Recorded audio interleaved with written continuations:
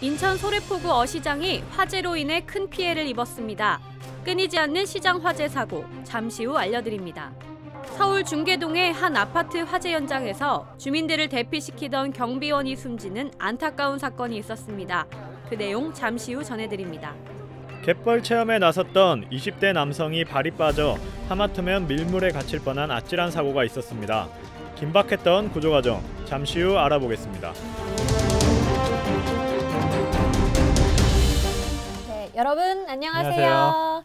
매주 금요일 오후 5시, 오늘도 어김없이 긴급구조가 찾아왔습니다. 네, 지난 한 주에도 참 다양한 사건 사고가 많았죠.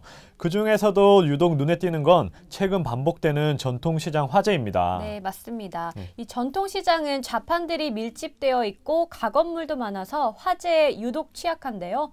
평소에 화재 위험 요인을 제거하고 안전에 관심을 갖는 게 중요합니다. 네, 지난주 발생한 인천 소래포구 어시장 화재도 큰 피해를 남겼는데요. 안타까웠던 화재 현장 화면으로 만나보시죠.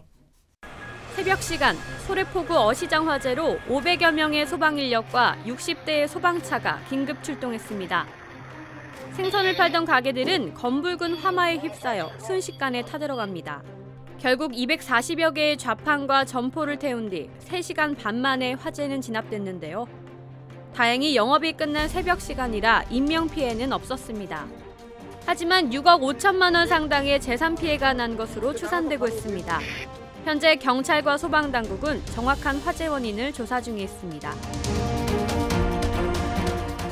네, 안타깝게도 소래포구 어시장은 지난 2010년 1월과 2013년 2월에도 화재가 있었습니다. 그래서 더 안타깝게 느껴지는데요.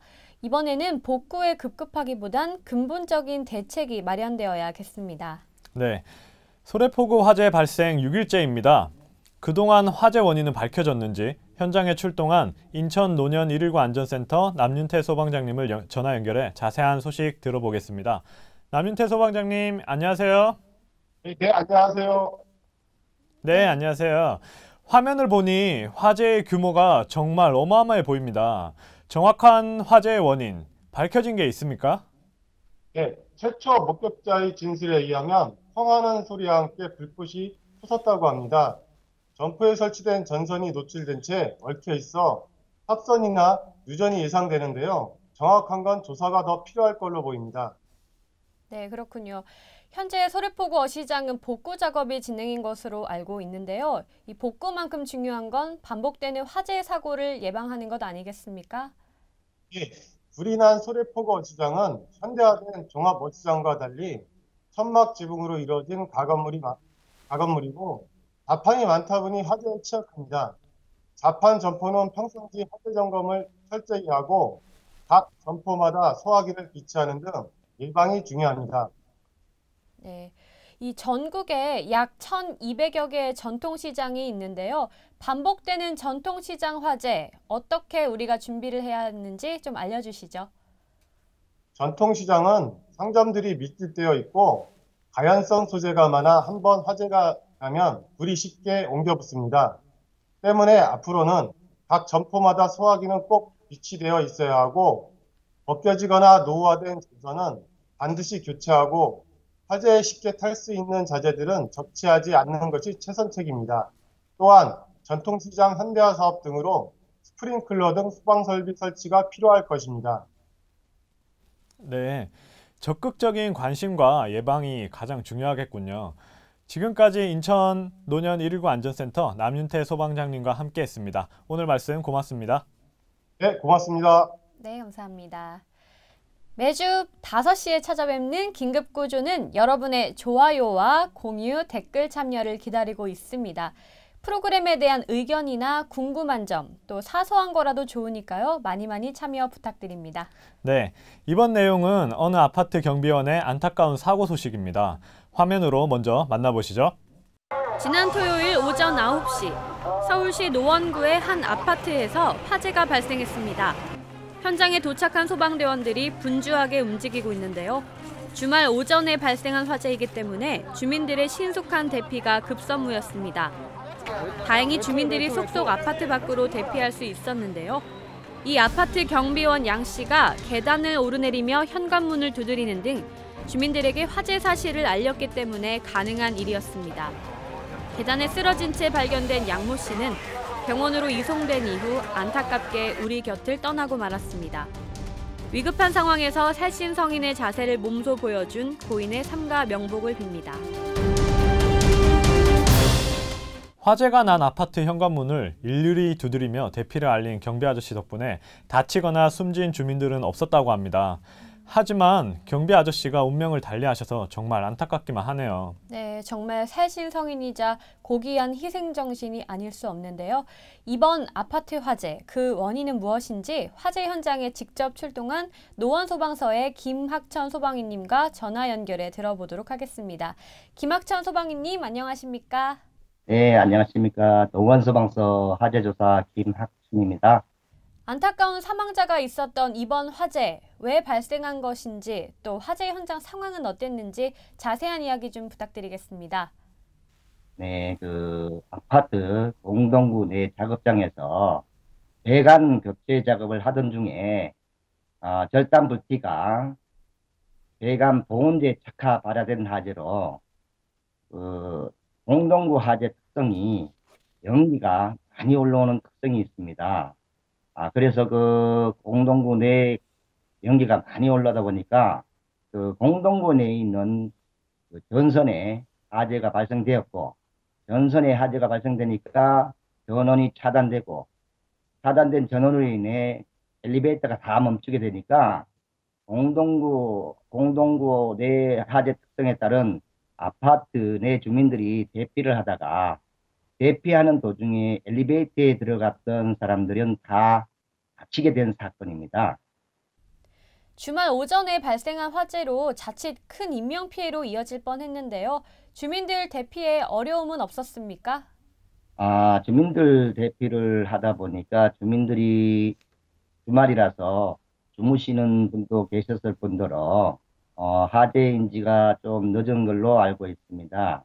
그래서 그분들이 대피하는 과정에서 갑자기 많은 분들이 대피를 하게 되고요. 저희 구조대원들이 아파트 내에 갇힌 엘리베이터에 갇힌 구조 건수가 많이 출동 건수가 나오게 됐습니다. 그래서 그 구조대원들이 엘리베이터 마스터 키를 이용해서 마스터 키로 문을 개방하고 출동한 그 대원들이 요구 조절을 구조해서 다행히 엘리베이터에 갇힌 사람들은 인명피해가 없었습니다. 만약 내가 사는 아파트에서 화재가 났다면 어떻게 대피해야 할까요? 아파트에서는 가장 위험한 것은 아파트 발하층과 3층 이내는 좀 위험성이 있다고 봅니다. 그렇지만 3층 이상, 발하층에서 3층 이상은 문을 닫고 외부 소방관들이 안내방송하는 내용들을 듣고 대피를 하지 않아도 문을 꼭 닫고 있으면 안전하다고 보고 있습니다. 아파트 화재 시 가장 위험한 것은 대피 시에 일반 계단을 이용하지 않고 특별 계단이나 일반 계단을 이용해야 되는데, 엘리베이터로 대피를 하게 되면 엘리베이터가 공동구 화재나 어떤 화재 시에는 반드시 그 연기, 굴뚝 역할을 하게 되어 있습니다.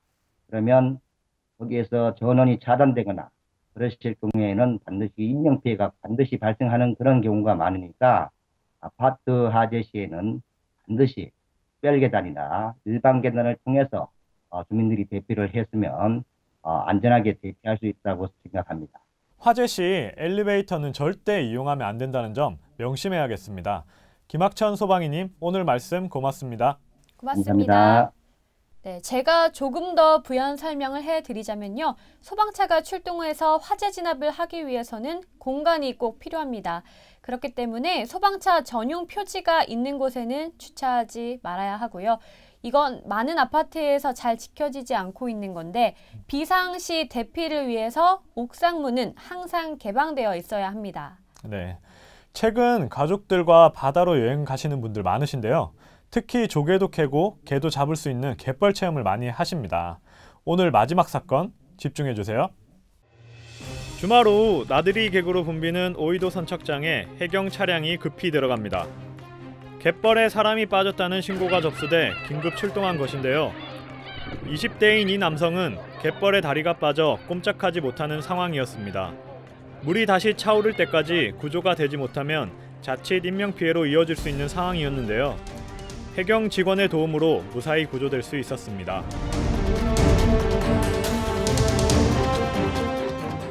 무사히 구조가 되어서 정말 다행입니다. 마치 한바탕 해프닝 같습니다. 네, 그렇죠.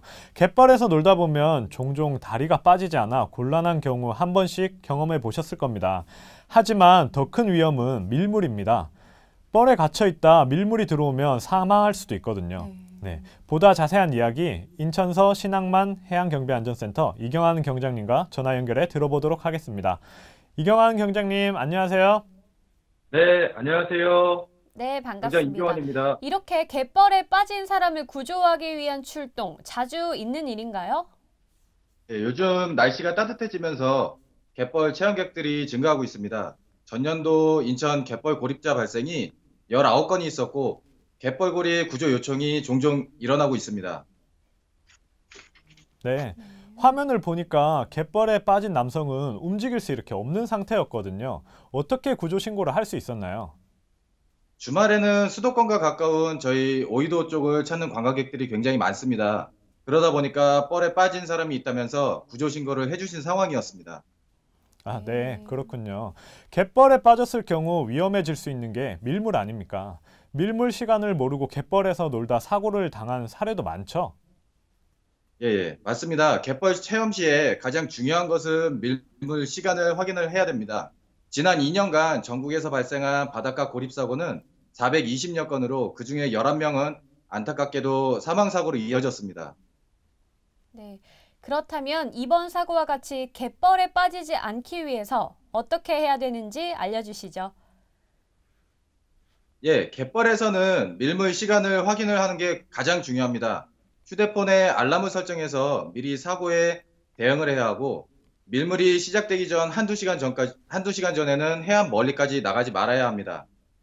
갯벌은 밀물이 시작되면 조석표 시간보다 물이 빨리 들어오게 되겠습니다. 특히 갯벌에서 가장 위험한 곳은 갯골인데요.